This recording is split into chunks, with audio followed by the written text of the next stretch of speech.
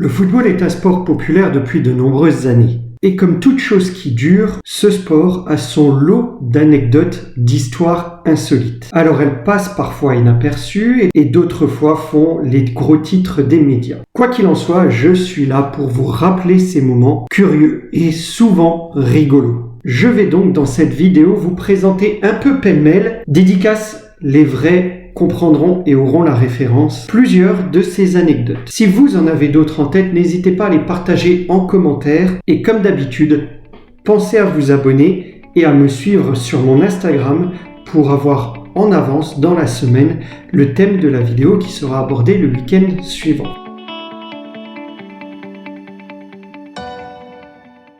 Bonjour les amis et bienvenue dans cette nouvelle vidéo. Allez, installez-vous confortablement, je vous emmène dans un enchaînement d'histoires insolites qui va vous faire sourire. On démarre par Sam Bartram, un ancien gardien de Charlton. Si ce nom ne vous dit rien, c'est normal, il n'était pas très connu. Cette anecdote permet tout de même à ce joueur d'entrer dans les livres d'histoire. Elle se déroule le 25 décembre 1937. En plein Boxing Day. D'ailleurs, à cet effet, n'hésitez pas à aller voir la vidéo que je vous mets juste ici, une vidéo très intéressante où je reviens et vous explique tous les détails de cette tradition anglaise. Ce jour-là, un match entre Chelsea et Charlton est interrompu à cause d'un épais brouillard, consistant et persistant. Tous les joueurs rentrent au vestiaire sur décision de l'arbitre. Tous, sauf un, Sam Bartram, le gardien de but de Charlton qui attend sagement devant sa cage, une occasion adverse pour briller. Alors qu'il ne s'est rendu compte de rien, un policier le retrouve et le ramène au vestiaire 20 minutes après tout le monde. Je me dis que le photographe ne devait pas non plus savoir que les joueurs étaient rentrés au vestiaire. Bref, il n'était pas prêt de prendre un but. C'est un clean sheet pour lui le jour-là. On poursuit par une anecdote un peu plus connue et je suis sûr que vous en avez entendu parler. En mars 1966, la Coupe du Monde Jules Rimet disparaît. Elle est volée. Et ça, à quelques mois de l'événement majeur organisé par la FIFA, alors même qu'elle a été exposée. Le voleur demande une rançon, mais il ne tient pas ce qu'il souhaite. C'est Scotland Yard, que vous voyez ici, qui va mener l'enquête et un chien du nom de Pickles retrouve le trophée dans un quartier de Londres, tout simplement posé à même le sol contre un pneu de voiture. Le voleur ne devait pas être fan de foot pour laisser ce trophée, ce si beau trophée à même le sol. Quant au maître du chien qui l'a retrouvé, il a eu l'honneur de soulever ce trophée alors qu'il n'a pas gagné de Coupe du Monde ni même joué une seule minute au football. Et pour la troisième anecdote, on part en Autriche en 2013. Dans cette vidéo, on va voyager et vous allez voir du pays. Un joueur du nom de Jonathan Soriano doit jouer un match avec son club du Red Bull Salzbourg contre Wolfsberger. Mais monsieur Soriano est un joueur pressé et a raison.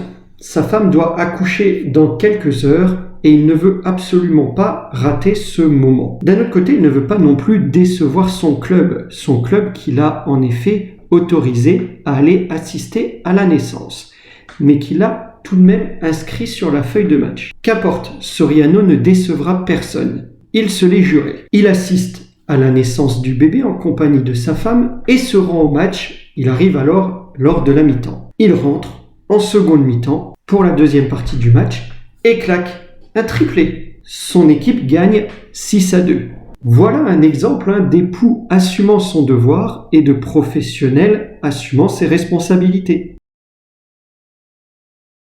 La prochaine anecdote est assez saugrenue et on va se rendre compte que certains sont prêts à tout pour gagner un match. La scène se déroule en 1989 lors d'un match comptant pour la qualification à la Coupe du Monde 90. Le Chili affronte le Brésil. C'est alors qu'un fumigène atterrit près du gardien de but du Chili, Roberto Rojas. Ni une ni deux, Rojas sort un scalpel de ses gants et s'entaille le visage alors que la fumée obstrue la vision des autres personnes et s'empresse de demander à l'arbitre du match, tout simplement l'arrêt de la rencontre, invoquant la dangerosité du fumigène, preuve à l'appui, avec son visage ensanglanté. Et il n'a pas fait semblant, hein. Secret trop lourd à garder pour lui, il avouera plus tard la supercherie et s'est retrouvé suspendu à vie par la FIFA.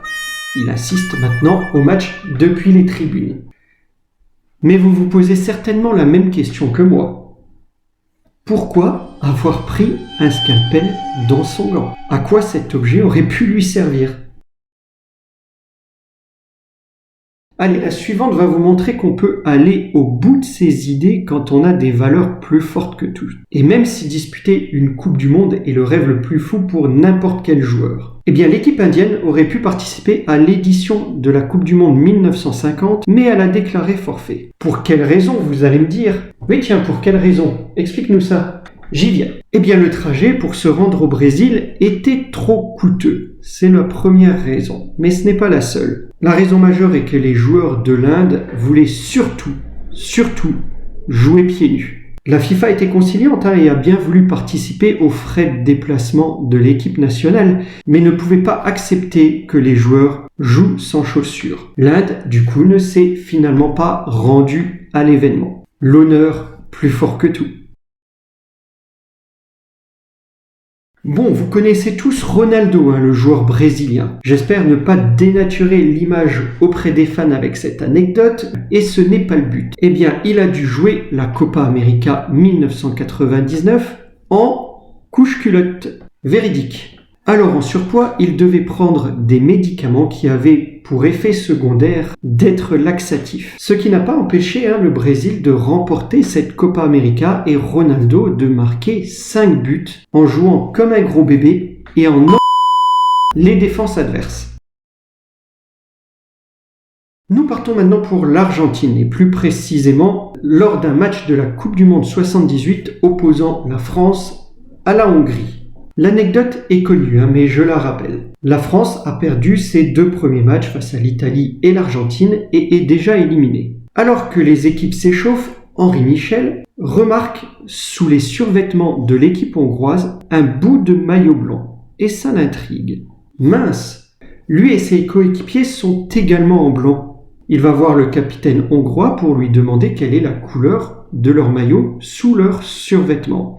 Effectivement, les Hongrois allaient jouer en blanc, comme l'équipe de France. L'arbitre demande alors aux Bleus de changer de maillot et de respecter la circulaire qui avait indiqué que l'équipe de France devait jouer dans leur couleur traditionnelle. Mais l'intendant n'avait pas du tout prévu ça. Comme la France était éliminée de la Coupe du Monde, il avait déjà renvoyé par anticipation le jeu de maillot bleu à Paris. Dans l'urgence, des motards sont envoyés dans la ville à la recherche d'un autre jeu de maillot et reviennent plus tard avec celui d'une équipe de banlieue fondée par des pêcheurs du coin. Le club, Atlético Kimberley, c'est bien lui qui a prêté ses maillots rayés blancs et verts, participe donc indirectement à une rencontre du mondial. Je vais vous raconter le culot de 2 jeunes supporters de Manchester United qui auraient pu porter ses fruits. Ça se passe en 2016. Ces 2 supporters assistent à une visite organisée du stade d'Old Trafford un vendredi. Dans leur esprit, ils veulent assister au match le lendemain de leur équipe favorite contre Arsenal. Ils s'échappent alors du groupe, décident de passer la nuit aux toilettes et se filment même pendant ces 24 heures. Ils passent donc la nuit tranquillement dans les toilettes du stade. Qui n'y a pas déjà pensé pour assister gratuitement à un match? Eh bien méfiez-vous. Même s'ils ont réussi à entrer en tribune lors de l'avant-match, ils se sont fait attraper par les stewards faute de place. Ben oui, stade complet, ils n'avaient pas où s'installer et ça paraît tout de suite étrange. La nuit fut longue finalement pour un dénouement pas si heureux que ça. Il fallait prévoir un peu plus loin et réfléchir davantage. Mais ils ont tout de même eu le mérite d'essayer. Bon, pour la dernière, il fait beau, c'est dommage de ne pas en profiter. On va donc changer d'habit et de décor. Et voilà, magie de la vidéo. Pelé 58, Cruyff 74 et Maradona 86. Beau décor pour finir cette vidéo. Pour la dernière anecdote, on retourne en Angleterre. En 1972, lors d'un match entre Liverpool et Arsenal, l'arbitre se blesse et aucun remplaçant n'est prévu. Les équipes ne peuvent plus jouer mais ne veulent pas annuler la rencontre. Que faire ? Eh bien, le speaker du stade fait une annonce générale et demande si quelqu'un dans les tribunes a sa licence d'arbitre. Fort heureusement pour le match, un ancien footballeur professionnel y assiste et s'improvise alors juge de touche pour assurer la fin du match. À noter que la même situation s'est produite en 2015 en 3e division française lors d'une rencontre entre Chambly et Colmar. Mais qu'est-ce que tu fous chez moi, toi? Dégage! Bon, morale de l'histoire, à chaque fois que vous allez au stade, ne jamais oublier votre licence. On sait jamais, il faudrait peut-être éventuellement remplacer l'arbitre. Bon, apparemment, on n'est pas les bienvenus. On va finir la vidéo ici. Et donc, ce sera tout, les amis, pour ces quelques anecdotes. J'en ai encore quelques-unes. Si cette vidéo vous a plu, n'hésitez pas alors à me le faire savoir en commentaire et en laissant un pouce pour me montrer que vous avez apprécié. Si c'est le cas, je ferai une vidéo suivante avec d'autres histoires insolites. Pensez à vous abonner, liker, partager, commenter, mais surtout apprécier. Et je vous dis à très vite pour une nouvelle vidéo. Portez-vous bien les amis.